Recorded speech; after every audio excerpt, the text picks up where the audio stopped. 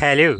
2025 সালে এসে যেখানে একটা সিঙ্গারা খেতে লাগে 10 টাকা, 2 পিস পুরি একটু ডাউল খেতে লাগে 25 টাকা, ঠিক এই সময়টায় আমি আজ দুপুরের খাবার সম্পূর্ণ করলাম মাত্র 30 টাকা দিয়ে।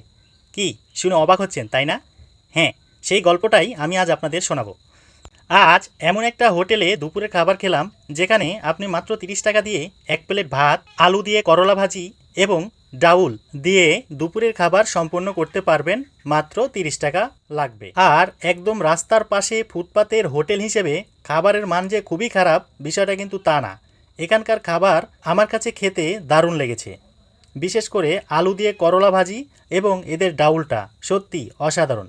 আর হ্যাঁ, এখানে যে শুধু আপনি এই করলা ভাজি এবং ডাউল দিয়ে খাবার খেতে পারবেন তা না, এখানে আছে মুরগির মাংস, সবজি এবং ডিম। যেখানে আপনার মুরগির মাংস এক বাটির দাম পড়বে 80 টাকা, ডিম 30 টাকা এবং সবজি ভাজি এগুলো 10 থেকে 20 টাকা।